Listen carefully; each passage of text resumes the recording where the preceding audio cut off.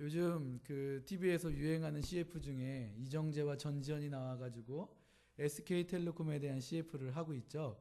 거기서 이런 노래를 합니다. 잘생겼다, 잘생겼다. 그러면서 정말 대한민국을 대표하는 훈남, 훈녀들이 나와서 서로의 얼굴을 가지고 잘생겼다라고 이야기를 합니다. 그러면서 이런 이야기를 합니다. 얼굴 말고요. 여러분 모두 다 잘생겨났잖아요. 라고 이야기를 하죠. 우리 그런 의미에서 우리 양옆에 바라보시면서 잘생겼습니다라고 한번 그렇게 축복했으면 좋겠습니다. 잘생겼습니다. 다 앞뒤 바라보시면서 인사하겠습니다. 예. 찬양할 때 있었던 사람들이 다들 어디로 이렇게 도망갔나 모르겠어요. 예. 우리 모두는 다 그렇게 우리가 지금 고백했던 것처럼 다 잘생겼습니다. 그런데 그 잘생겨난 사람들이 죄로 인하여 어떻게 됐습니까? 잘생겨나지 못한 처지에 놓이게 되었습니다. 그래서 그 문제를 해결하기 위해서 우리 모두가 처음 잘생겨난 그 모습들을 회복하기 위해서 저마다 많은 노력들을 하고 있었습니다. 그러나 그 모든 노력이 다 헛수고라는 것을 우리는 알고 있죠. 무엇을 통해서? 이 말씀을 통해서. 우리가 온전히 우리가 정말 다시 본래의 그 잘생겨난 모습들을 회복하기 위해서 우리가 해야 될 것은 무엇입니까? 오직 믿음으로 나아가는 것, 오직 믿음으로 우리가 살아가는 것, 그것만이 우리가 처음 본래 하나님께서 우리를 잘 만드셨던 것처럼 그 본래의 모습을 회복하게 되는 것인 줄 믿습니다. 그러므로 우리 모두는 정말 믿음으로 살아갈 수 있는 저와 여러분 되었으면 좋겠습니다. 제가 99년도에 대전에 있는 침례신학대학교에 입학을 하였습니다. 정확한 기억은 아닌데요. 그때 제 기억으로는 신학과에 입학했던 학생들이 총 180명으로 기억을 하고 있습니다. 그래서 너무나 정원이 많다 보니까 그 180명의 신학생들을 두 개의 반으로 나눠서 A반, B반으로 나눠서 수업을 그렇게 진행을 했었어요. 그런데 한 번은 신학과 모든 학생들이 함께 수업을 받는 자리에서 저마다 자신의 소명에 대해 한 사람씩 소개하는 그런 시간들을 가졌습니다. 어떤 사람은 아프리카 선교사로 부름을 받았다라고 말을 했고, 또 어떤 사람은 나는 부흥사로 부름을 받았다라고 이야기를 했습니다. 그런가 하면 또 어떤 사람은 부모님에 의해 어쩔 수 없이 신학교에 왔다라고 이야기한 사람들도 있었습니다. 이렇듯 저마다 자기가 왜 신학교에 들어왔고 또 나는 어떤 부르심을 받았는지에 대해서 우리 모든 학생들이 한 사람씩 한 사람씩 짧은 시간이나마 고백하는 시간들이 있었습니다. 그때의 분위기가 어땠는 줄 아십니까? 몇몇을 제외하고는 대부분의 친구들이 아주 하나님을 향한 뜨거운 열정으로 가득했습니다. 모두가 주를 위해서 지금 당장이라도 순교할 수 있을 것만 같았고 하나님을 떠나게 될 것이라고는 전혀 생각할 수 없을 정도로 하나님 앞에 열정적이고 헌신된 모습들을 보여왔습니다. 99년 정말 대학교 1학년이 되었을 때 그 신학생이 되었다라는 그런 어떤 뜨거움과 그 열정을 가지고 사람들 앞에 자신의 소명을 이야기하면서 나는 이렇듯 하나님의 소명을 가진 자이고 그러므로 나는 주를 위해서 정말 헌신된 삶을 살아가겠노라고 그렇게 많은 사람들 앞에서 고백하는 모습들을 볼 수 있었습니다. 그런데 시간이 흘러 각자 군대도 갔다 오고 또 목회의 현실과 자신의 소명을 재확인하는 과정 속에서 조금씩 과거 입학할 당시에 보여주었던 그런 열정적인, 그런 뜨거운, 그런 헌신된 모습들이 흔들리게 되는 것을 보게 되었습니다. 그러다 가끔씩 어떤 이야기들이 들려오는데 그 얘기인즉 누구누구가 신학을 포기했고 또 누구누구는 지금 교회도 다니지 않고 완전히 세상적인 옛사람으로 돌아섰다는 이야기들이 우리 친구들 사이에서 들려왔었습니다. 그러면서 한 친구가 저희들에게 이런 이야기를 했어요. 어쩌면 우리가 신학교에 온 것은 믿음이 좋아서가 아니라 신학교라도 다니지 않으면 우리가 다 교회도 안 다니고 하나님을 완전히 떠날 것 같기 때문에 하나님이 그래서 우리를 신학교로 부른 것 아니냐라고 이야기하는 것을 제가 들었어요. 신학교라도 다니니까 교회를 다닌다라는 거예요. 믿음이 좋아서 하나님이 우리를 신학교로 부르시고 목회자로 부르신 것이 아니라 너무 믿음이 없고 얘네들이 여기라도 다니지 않으면 떠나버릴 것 같으니까 하나님이 신학교로 부른 것 아니냐라고 한 친구가 얘기했다라는 거죠. 이 이야기를 들었을 때 함께 있었던 저를 포함한 모든 친구들이 웃었어요. 그 웃음 뒤에는 그러나 뭔가 개운치 않은 또한 뒷맛까지도 느끼게 되었습니다. 왜냐하면 그 친구의 그 말이 맞는 것 같았거든요. 본인은 나 스스로는 나에 대해서 잘 알잖아요. 내가 어떤 존재인지.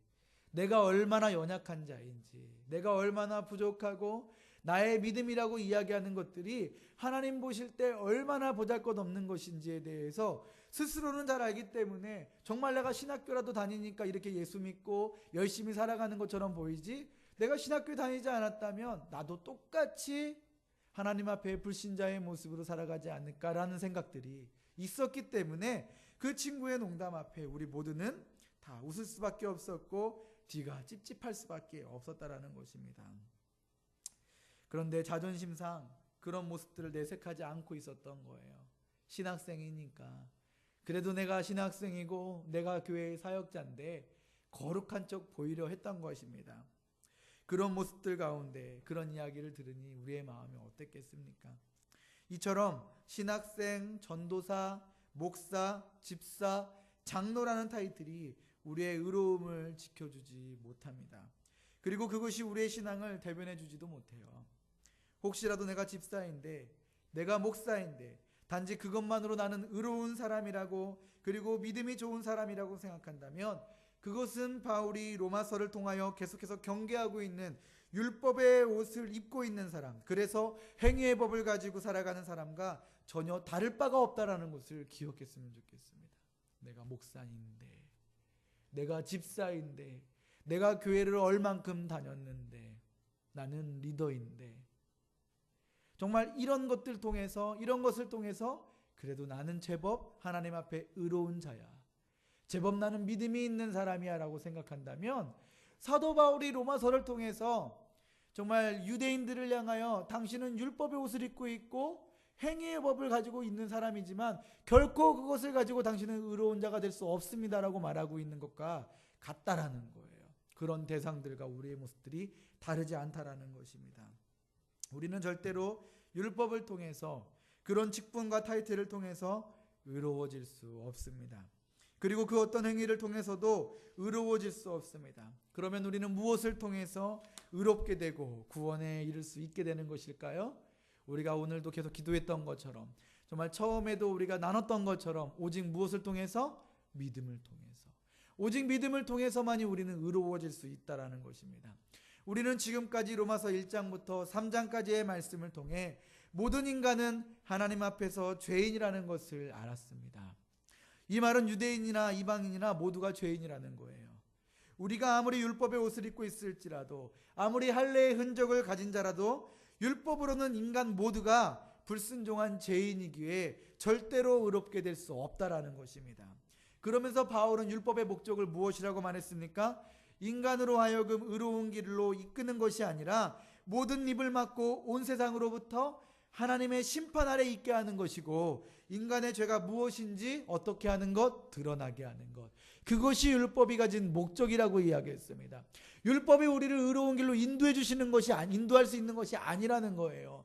그 율법을 통해서는 하나님 앞에서, 하나님의 그 심판 앞에서 우리의 입을 막을 수밖에 없게 되고, 그 율법으로 말미암아 우리가 어떤 존재인지, 우리의 죄가 무엇인지에 대해서 극명하게 드러나게 하는 것, 그것이 율법의 목적이기 때문에 우리는 율법을 통해서는 결코 의로워질 수 없고 결코 구원에 이를 수 없다라는 것을 사도 바울은 이야기했습니다. 그러면 이제 우리는 어떻게 해야 할까요? 지금까지 착한 일만 하고 그저 성실하게 살아가기만 한다면 의롭게 될 수 있을 것이라고 생각했는데, 아니면 내가 가지고 있는 직분과 소속, 즉 교회 다니면, 그리고 성경적 지식과 예배에만 충실하게 우리가 드릴 수만 있다고 한다면 나는 의롭게 될 수 있을 것이라 생각했는데, 이제 사도 바울에 의해서 그것이 아니라는 것을 우리는 깨닫게 되었습니다. 그러면 이제 우리는 어떻게 해야 하냐는 것입니다. 우리의 직분, 우리가 가지고 있는 모든 타이틀, 그리고 우리의 열심, 우리의 모든 노력, 그 모든 것을 통해서는 우리가 절대로 의로워질 수 없다라고 사도 바울은 1장부터 3장까지의 말씀을 통해서 우리에게 계속적으로 권면하고 있어요. 그러면 이제 우리는 어떻게 해야 하냐는 것입니다. 이에 대해서 바울은 로마서 3장 21절의 말씀을 통해 율법 외에 한 의가 나타났다라고 우리에게 소개하고 있습니다. 그게 무엇입니까? 율법 외, 율법이 아닌 다른 의를 우리에게 소개하고 있다고 이야기하는데 그게 뭐냐라는 것입니다. 그것은 바로 3장 21절 말씀을 통해서 얘기했던 것처럼 율법과 선지자들에게 증거를 받은 것, 즉 예수 그리스도라는 것입니다. 바울은 예수 그리스도가 하나님께서 허락하신 새로운 의의 길이라고 우리에게 제시하고 있습니다. 그렇다고 한다면 우리는 예수 그리스도가 새로운 의의 길이라고 이야기했는데 어떻게 해서 예수 그리스도를 통하여 그 의의 길로 우리가 걸어갈 수 있냐라는 것입니다. 여기에서 바로 믿음이 필요한 거예요. 예수 그리스도라는 새로운 의를 하나님께서 우리에게 허락해 주셨는데 그럼 예수 그리스도가 우리에게 오셨습니다. 예수 그리스도를 우리에게 허락하셨습니다. 그럼 어떻게 예수 그리스도를 통해서 어떻게 우리는 의의 길로 걸어갈 수 있냐라는 것입니다. 그렇기 때문에 바로 이 부분의 문제 때문에 우리에게 믿음이라는 것이 필요하다라는 거예요. 예수 그리스도와 의의 길을 만날 수 있는, 의의 길로 이르게 할 수 있는 그 접점이 뭐냐면 믿음이라는 거예요. 우리는 믿음을 통해서 예수 그리스도에게 나아갈 수 있고, 우리는 믿음을 통해서 예수 그리스도를 영접할 수 있고, 그 믿음을 통해서 죄된 우리의 모든 본성과 우리의 모든 모습들이 어떻게 된다? 의롭게 될 수 있다. 그것을 사도 바울이 3장 21절 이하의 말씀을 통해서 우리에게 계속 얘기하고 있다는 것입니다. 우리는 예수 그리스도, 정확히는 예수 그리스도의 십자가의 능력을 온전히 믿게 될 때 주님께서 십자가에 쏟으신 그 보혈의 능력이 우리의 삶 가운데 미치게 되고 그 보혈의 능력으로 말미암아 우리는 의롭게 될 수 있다라는 것입니다. 예수 그리스도, 그 십자가의 능력, 그것을 어떻게 내 것으로 만들 수 있습니까? 믿음을 통해서. 그 믿음을 통해서 예수 그리스도의 십자가의 능력이 우리에게 임하게 되는 거예요. 그리고 그 보혈의 능력으로 말미암아 우리의 머리끝부터 발끝까지 있는 모든 죄가 다 사라지게 되고 우리가 의롭다함을 받는 것입니다. 왜 예수님께서 십자가에 못 박히시고 머리에는 면류관 쓰시고 그리고 옆구리엔 창자국이 그리고 손가발에 못 박히시며 무릎이 꺾이시고 그 모든 이유가 왜 그런 줄 아십니까? 그리고 쓴 포도주를 왜 마셔야만 하는 줄 아십니까? 우리의 머리부터 우리의 입술로 우리의 발끝까지 우리 인간의 모든 사람, 인간의 모든 존재가, 모든 인격이 그렇게 하나님 앞에 죄를 범했기 때문에 머리끝부터 발끝까지 하나님이 고난을 당하심으로, 예수 그리스도가 고난을 당하심으로 그 모든 죄를 사하여 주셨던 거예요. 그렇기 때문에 우리가 예수 그리스도를 믿을 때 우리의 머리끝부터 발끝까지 지었던 모든 죄들이 다 사함을 받고 우리가 의롭다함을 얻을 수 있게 된다는 것입니다. 바울은 이 사실을 주장하면서 그 근거로 누구를 소개하고 있습니까? 우리가 오직 믿음을 통해서만 의롭다함을 얻을 수 있다라고 이야기하면서 그 근거로 바울이 누구를 이야기하고 있냐라는 거예요. 아브라함을 이야기하고 있습니다. 왜냐하면 유대인들은 아브라함이 할례와 같은 행위를 통해서 의롭게 되고 또 자신들의 조상이 되었다고 이해하고 있지만 실상은 할례와 같은 형식과 절차를 통해서 아브라함이 의롭게 된 것이 아니라 오직 믿음을 통해서 의롭게 되었기 때문에 그렇습니다. 그렇다면 아브라함이 보인 믿음은 어떤 믿음이었기에 하나님은 아브라함의 믿음을 보시고 의로 여기셨던 것일까요? 아브라함이 하나님 앞에서 가졌던 믿음, 그 첫째는 무엇이냐면 하나님의 언약에 대한 믿음이었습니다. 무엇에 대한 믿음이었다고요? 하나님의 언약에 대한 믿음. 이 말을 좀 더 쉽게 표현한다면 아브라함은 하나님이 말씀하시면 그것이 무엇이든 믿고 순종했다라는 것입니다. 어떠한 특별한 기적과 어떤 능력들을 하나님께서 보여주시면서 봐, 내가 이런 존재야, 내가 이런 능력을 가진 존재야, 그러니 너는 나를 따르라라고 말씀하신 것이 아닙니다. 하란이라는 지역에서 아브라함이 머물고 있을 때였습니다. 그때 하나님께서 아브라함에게 나타나셔서 뭐라고 말씀하셨습니까? 창세기 12장 1절 말씀을 통해서 여호와께서 아브라함에게 이르시되 너는 너의 친척 아비와 아버지의 집을 떠나 내가 내게 보여줄 땅으로 가라. 하나님께서 어떤 능력을 보여주시면서 천지를 개벽하시면서 아브라함에게 나타나셨던 것이 아니에요. 하란에 머물고 있을 때에 왜 하란에 머물렀습니까? 그의 아버지 데라가 그곳에서 죽었기 때문에 그렇습니다.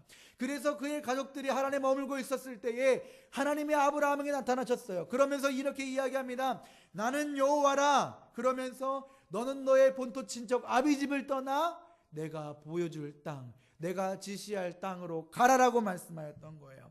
그러면서 12장 2절 말씀을 통해 이렇게 이야기합니다. 내가 너로 큰 민족을 이루고 내게 복을 주어 너의 이름을 창대하게 하리니 너는 복이 될지라. 아멘. 하나님이 이렇게 말씀하셨습니다. 그냥 말씀을 하셨던 거예요. 어느 날 아브라함에게 나타나셔서 나에 대해서 이야기하면서 너는 너의 본토 친척 아비집을 떠나라. 그리고 너는 복의 근원이 될지라. 너를 통하여 많은 민족을 이루리라. 하나님이 그렇게 말씀하셨다는 것입니다. 구체적인 목적지도 말씀하지 않았습니다. 그리고 하나님이 어떤 분인지에 대해서도 특별하게 소개하지도 않으셨습니다. 그저 나타나셔서 내가 너에게 보여줄 땅으로 가라. 그런데 아브라함이 어떻게 했습니까? 순종하여 떠났어요. 지금 나이 아브라함 75세입니다. 사라의 나이는 몇 살이었습니까? 65세였어요. 이미 늙은 나이였습니다. 이미 노년이었습니다. 그럼에도 하나님이 나타나셔서 너의 용고를 떠나고 너의 터전을 버리고 새로운 땅으로 가라는 거예요. 알지도 못하는, 가보지도 않았던 그 땅으로 가라는 거예요. 그리고 그에게 뭐라고 약속하십니까? 많은 씨를 주리라. 말도 안 되는 이야기를 하시는데도 아브라함은 믿고 순종했다라는 것입니다. 여러분 같으면 어떻게 하시겠습니까? 이런 말씀에 순종할 수 있습니까? 하나님께서 아무것도 보여주지 않으시면서, 어떤 확증을 보여주시지도 않으시면서 그냥 우리에게 말씀하시면 너는 이리로 가라. 그리고 너는 이와 같은 삶을 살아라. 지금 네가 다니고 있는 직장, 네가 감당하고 있는 사업, 그 모든 것들 다 내려놓고 나만 믿고 따라오라고 이야기한다면 여러분 같으면 그렇게 할 수 있냐라는 거예요. 근데 아브라함은 순종했습니다. 그리고 창세기 15장을 보면 아브라함이 가나안에 정착한 지 약 10년쯤 되는 때입니다. 여전히 그때에도 아브라함에게 아들이 없었어요. 이제 그의 나이 90에 가까웠고 그의 아내는 80에 가까운 나이가 되었습니다. 그러니 아브라함의 마음이 어떻겠습니까? 그도 사람인지라 자녀에 대해서는 어쩌면 조금 포기한 마음들이 있었을지 모르겠어요. 그런데 하나님이 아브라함에게 다시 나타납니다. 그리고 이렇게 말씀합니다. 15장 1절입니다. 이후에 여호와의 말씀이 환상 중에 아브라함에게 임하여 이르시되 아브라함아 두려워하지 말라.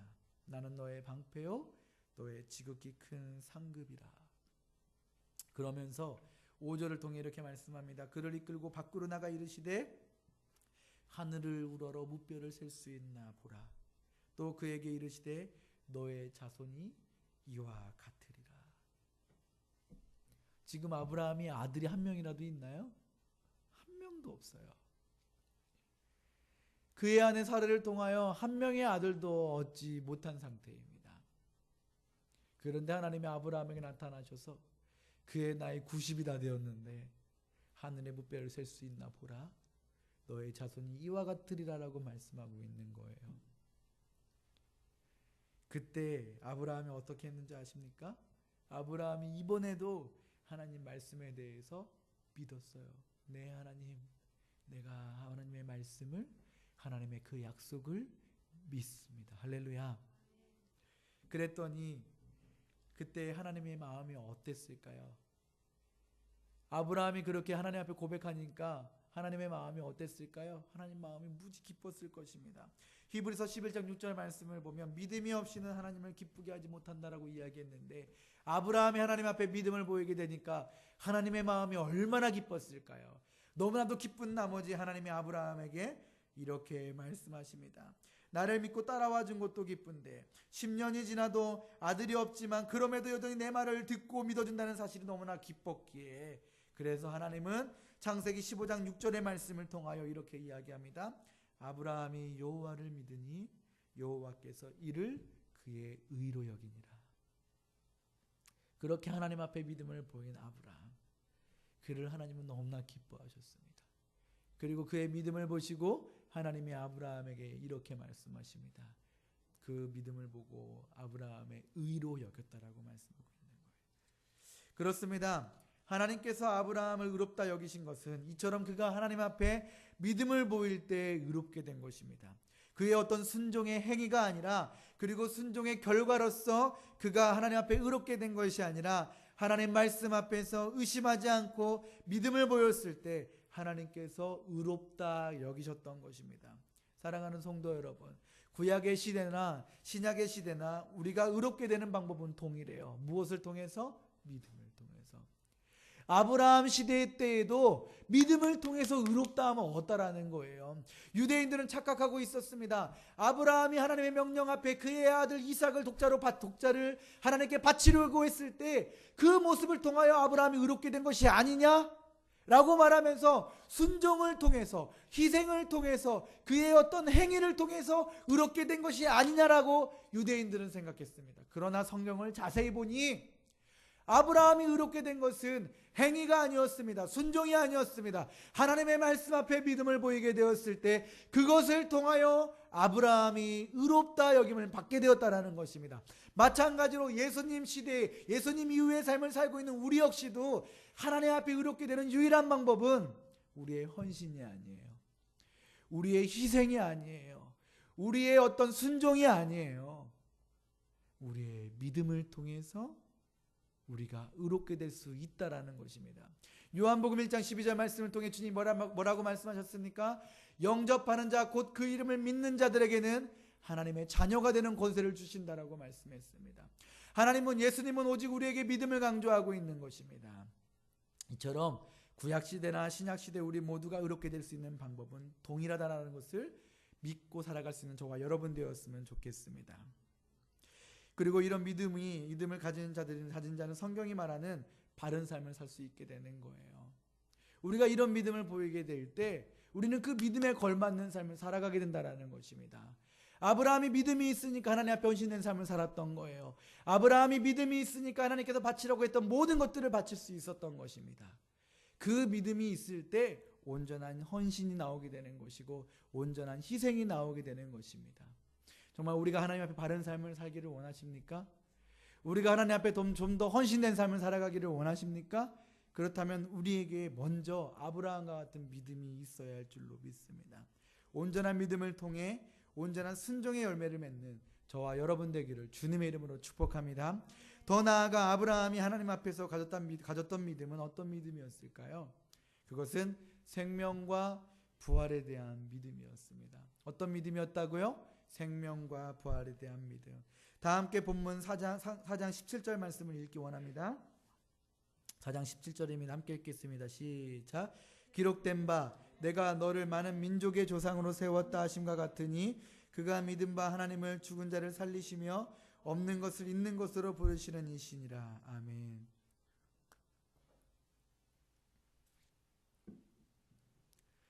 지금 바울은 본문 17절 말씀을 통해서 아브라함이 하나님을 향하여 어떤 믿음을 가지고 있는지를 밝히고 있는 것입니다. 아브라함은 본문의 말씀처럼 하나님에 대하여 그는 죽은 자를 살리고 없는 것도 있는 것으로 만드시는 하나님이라고 그렇게 믿었다라고 이야기합니다. 즉 하나님은 생명과 부활의 하나님, 전지전능하신 하나님이라는 것을 아브라함이 믿었다라는 것입니다. 아브라함은 이 믿음이 있었기 때문에 제가 조금 전에 이야기했던 것처럼 100세에 얻은 아들 누구입니까? 이삭. 그 이삭도 하나님 앞에 과감히 바칠 수 있었던 것입니다. 분명히 하나님께서 아브라함에게 약속하셨습니다. 아브라함의 종 엘리에셀도 아니고 하갈을 통하여 얻었던 정말 이스마엘도 아니고 오직 사라의 몸을 통하여 얻게 된 이삭, 그 이삭을 통해서 너의 후사가 될 것이고 그를 통하여 많은 민족을 이루리라고 하나님은 약속하여 주셨습니다. 그렇기 때문에 하나님이 이렇게 말씀하여 주셨기 때문에 분명히 이 아이의 생명에 대한 하나님의 어떠한 보장이 있을 것이라는 믿음이 아브라함에게 있었다라는 거예요. 그런 믿음을 통해 아브라함은 하나님께서 말씀하신 것이라고 한다면 무엇이든 순종했고 무엇이든 믿었던 것입니다. 우리가 어떠한 믿음을 가지고 있느냐에 따라 우리의 행동은 결정된다라고 이야기했습니다. 우리가 믿는 하나님이 이처럼 전능하신 하나님이라는 사실을 믿는다고 한다면 우리는 절대로 낭망할 수 없어요. 우리가 믿는 하나님, 생명을 살리고 죽은 자를 살리고 없는 것도 있게 만드시는 분이 우리 하나님이라고 한다면 우리가 어떠한 환난과 어려움 가운데 있을지라도 어떻게 우리가 낭망할 수 있겠냐라는 것입니다. 이런 전지전능하신 하나님이 나와 함께 하시고 나의 삶을 주목하여 보고 계시는데 나의 삶과 함께하고 계시는데 어떻게 우리가 좌절하고 낭망하며 실망할 수 있겠냐라는 것입니다.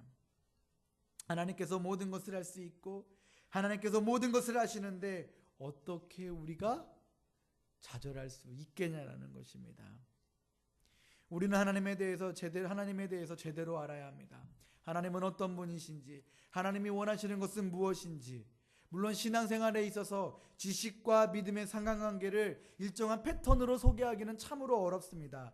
어떤 이들은 하나님에 대한 지식을 통해서 믿음을 갖게 되고요, 어떤 사람들은 하나님에 대한 믿음을 통해서 하나님이 어떤 분이신지 알게 되기 때문에 그렇습니다.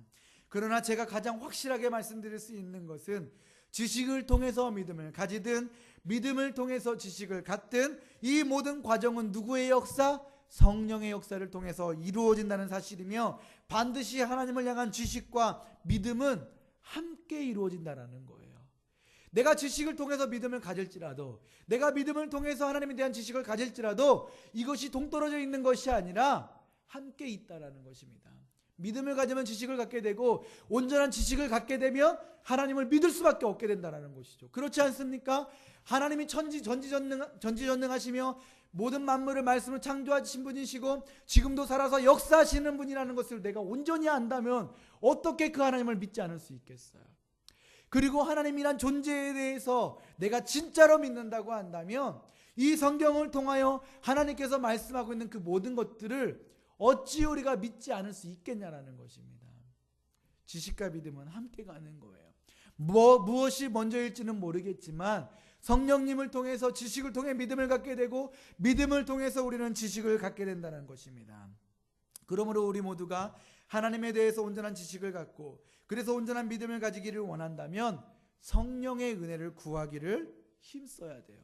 성령님, 나에게 하나님에 대해서 알게 하여 주십시오. 성령님, 우리에게 믿음을 주십시오. 우리가 그 마음을 가지고 이렇게 열심히 예배드리고 있는 줄 믿습니다. 우리가 그렇기 때문에 이렇게 예배를 드리고, 그러한 마음들 때문에 성경 공부와 제자 훈련에 열심을 내는 줄 믿습니다. 우리가 예배를 드리는 이유, 우리가 성경 공부를 하고 제자 훈련을 하는 이유, 그것은 하나님을 더 잘 알기 위함이고 하나님을 더 잘 믿기 위함인 것입니다. 그렇기 때문에 우리는 열심히 예배하는 거예요. 사랑하는 성도 여러분, 아브라함은 하나님이 어떤 분이신지 제대로 알았습니다. 그리고 그런 하나님을 온전히 그는 믿었습니다. 이 믿음을 통해서 아브라함은 의롭게 된 것입니다. 우리 작은 동산교회 모든 성도들 역시 하나님이 어떤 분이신지를 분명히 알고 아브라함과 같은 믿음을 가지고 살아갈 수 있게 되기를 주님의 이름으로 축복합니다. 마지막으로 아브라함이 하나님 앞에서 가졌던 믿음은 어떤 믿음이었는가? 그것은 끝까지 흔들리지 않는 믿음이었습니다. 마지막으로 아브라함이 보여준 믿음은 끝까지 흔들리지 않는 믿음이었다라는 것입니다. 아브라함은 하나님의 약속이 이루어질 때까지 그 믿음의 끈을 놓지 않았습니다. 다 함께 본문 18절부터 20절까지 말씀을 읽겠습니다. 본문 18절부터 20절입니다. 읽겠습니다. 시작. 아브라함이 바랄 수 없는 중에 바라고 믿었으니 이는 내 후손이 이 같으리라 하신 말씀대로 많은 민족의 조상이 되게 하려 하심이라. 그가 100세나 되어 자기 몸이 죽은 것 같고 사라의 태가 죽은 것 같음을 알고도 믿음이 약하여지지 아니하고 믿음이 없어 하나님의 약속을 의심하지 않고 믿음을 견고하여져서 하나님께 영광을 돌리며. 아브라함은 본문에서 바울이 말하고 있는 것처럼 바랄 수 없는 중에 바라고 믿었습니다. 또한 자신의 몸이 죽은 것 같고 사라의 태가 죽은 것 같음을 알고도 그의 믿음이 약하여지지 않았다라는 것입니다. 그렇습니다. 여러분, 믿음의 길은요, 모르고 가는 길이 아니에요. 믿음의 길, 믿음의 인생이라는 것은 모르는 길을 무조건 믿음으로 가는 길이 아니라는 거예요. 그럼 무슨 길입니까? 알고도 가는 길이에요. 바랄 수 없는 중에 바라고 가는 길이에요. 이게 무슨 말이냐면, 정말 그 믿음으로 살아간다는 것은 자신의 상황과 처지가 앞으로 되어질 일에 대해서 정말 모르는 가운데 그냥 무조건 믿으면서 살아가는 길이 아니라는 거예요. 아브라함처럼 나와 내 아내의 몸이 더 이상 어떻습니까? 생명을 가질 수 없는 죽은 존재라는 것을 알아요. 그리고 아무것도 바랄 수 없는 상태라는 것을 알고 있습니다.